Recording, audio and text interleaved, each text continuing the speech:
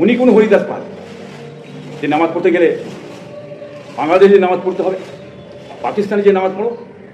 হ্যাঁ, এ কথা বলার অধিকার ওনাকে কে দিয়েছে? এর গরম গরম কথাবার্তা বলে কি বুঝাতে চাইছে? হ্যাঁ, মুসলমানরা বাংলাদেশে যে নামাজ পড়ে, পাকিস্তান নামাজ পড়ে, এই কথা বলে উনি কি বোঝাচ্ছে? কে কোথায় নামাজ পড়বে না পড়ে, পাকিস্তানে পড়বে, বাংলাদেশে পড়বে, ইন্ডিয়ায় পড়বে, ভারতে পড়বে, আকাশে পড়বে, সাগরে পড়বে, উলিয়া উলিয়া মাথা কোনো লাভ হবে না। যোগ দিবস 7 দিন ধরে হবে। 7 দিন কেন, আরও 7 দিন বেরিয়ে দেন না, তো কোনো অসুবিধা নেই। এই ধর্ম করে তোমরা 5টা বছর আবার যে পশ্চিমবাংলায় কাটাবে, সেটা হ্যাঁ আমার হিন্দু ভাইরা মুসলমান সবাই ধরে ফেলেছে। আর ওনারা কে? হরিদাস পাল, তাদের জন্য রাস্তা আটকানো হবে, প্রাইম মিনিস্টার জন্য আটকাবে, চিফ মিনিস্টারের জন্য আটকাবে। এটা ঠিকই আছে, বছর তো একবার উনি আসছেন, কত বছর পরে আসছেন? আর 107 বছর ধরেই তো অন্যায় করা হয়েছে। এক বছরে এমনি দম বন্ধ হয়ে যাচ্ছে। যান বাংলাদেশে, পাকিস্তান চলে যান, এখানে নামাজ পড়ুন, কেউ বলবে না। এখানে চলবে না এইসব। সরকার পাল্টে গেছে, লোক পাল্টে যায়, জানে এগুলো বন্ধ করবো বলে, আর বন্ধ হবেই, জেনে রাখুন। ভারতের প্রধানমন্ত্রী আজকে আসবেন, দেশে একটা নিরাপত্তার ব্যাপার আছে, আসতে পারেন, কোনো অসুবিধা নেই। যোগ দিবস 7 দিন ধরে হবে। 7 দিন কেন, আরও 7 দিন বেরিয়ে দেন না, তো কোনো অসুবিধা নেই। এবং কলকাতার বিভিন্ন এলাকাতে যোগ দিবস হোক না, ধর্মীয় ব্যাপার যেটা হবে সেটা তো যেতে পারো, কোনো বাধা নেই। মুসলমানরা কোনো বাধা দিতে যে বলতে যাবে না। ভারত গণতন্ত্র রাষ্ট্র হিসাবে সেটা মানুষ সকলের জন্য সমান, সেটা বলতে পারে। কে তা নামাজ পড়বে না পড়বে সেটা মানুষের ধর্মের ব্যাপার। উনি কোন হরিদাস পাল যে নামাজ পড়তে গেলে বাংলাদেশে নামাজ পড়তে হবে, পাকিস্তানে যে নামাজ পড়ো? হ্যাঁ, এ কথা বলার অধিকার ওনাকে কে দিয়েছে? ভারতবর্ষ কি মানে একটা শ্রেণীর না একটা জাতি? ভারতবর্ষ হচ্ছে গণতন্ত্র রাষ্ট্র, জাতি ধর্ম বড় নির্বিশেষে বহু ধর্মত আছে এখানে। হ্যাঁ, হিন্দু আছে, পাঞ্জাবি আছে, খ্রিস্টান আছে, মুসলিম আছে, আদিবাসী আছে, দলিত আছে, বহু রকম ধর্ম মানুষ এখানে ধর্মের কাজ করে। যে যেখানে খুশি ধর্মের কাজ করতে পারবে, কোনো বাধা নেই, কোনো অসুবিধা নেই। অসুবিধা কে আছে? এই গরম গরম কথাবার্তা বলে কি বুঝাতে চাইছে? হ্যাঁ, মুসলমানরা বাংলাদেশে যে নামাজ পড়ে, পাকিস্তান নামাজ পড়ে, এই কথা বলে উনি কি বোঝাচ্ছে? হিন্দু ভাইদের মনটাকে কেড়ে নেওয়ার জন্যে? হ্যাঁ, না হিন্দু ভাইদের মনকে খুশি করার জন্যে? হিন্দুরা অত মাথা খারাপ হয়নি হিন্দুদের, কি বুঝলে? হিন্দুরা খুব ভালো বোঝে।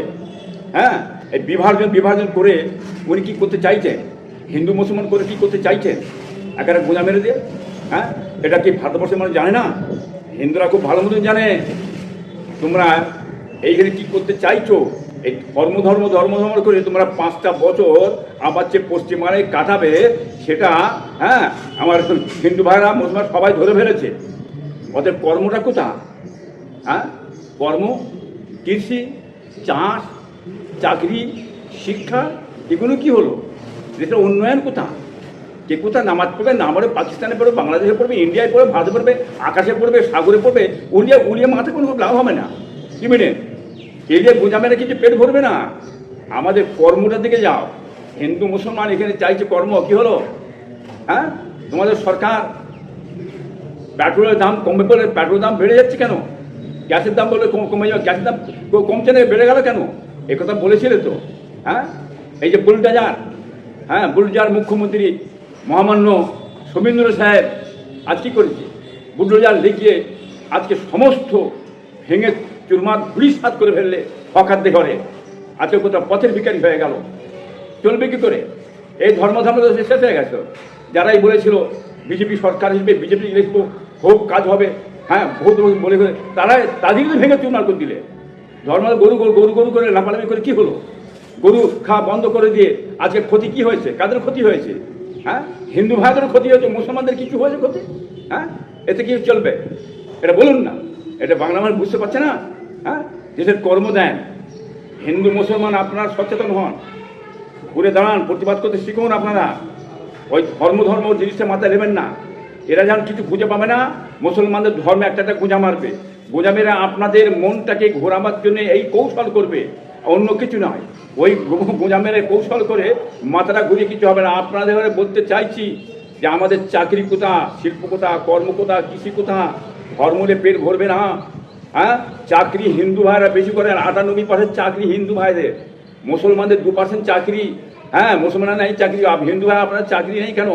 হ্যাঁ, বেকারত্ব বেড়ে যাচ্ছে, আপনারা তো দেখতে পাচ্ছেন না পজিশনটা কোথায় নিয়ে চলে গেছে। হ্যাঁ, আর দিলীপ ঘুরে বসে হ্যাঁ গরম গরম কথা একটা বলে দিচ্ছে, হ্যাঁ মানে কোথায় কিছু নেই, ভোট দেয়নি। হ্যাঁ, এই ভোটের পরই বলেছিল হ্যাঁ এই মুসলমান আমাদের ভোট দেয়নি, মুসলমানদের উন্নয়ন আমরা করতে মুসলমানদের দেখবো কেন, এই দিলীপ ঘুরি বলেছিল।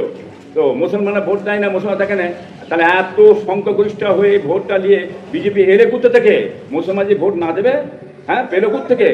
হ্যাঁ, এই কথা আমরা মুসলমানদের উন্নয়ন করবো না, এতদিন ধরে করে এসছে, তাহলে এক কাজ করো না, তাহলে মুসলমানদের এই ট্যাক্সের টাকাটা দিচ্ছ কেন? ট্যাক্সের টাকা ছেড়ে দাও না, ট্যাক্সের টাকা বন্ধ করে দাও না, তোমাদের কত ধানে কত চাল সেটা বুঝতে পারবে। হ্যাঁ,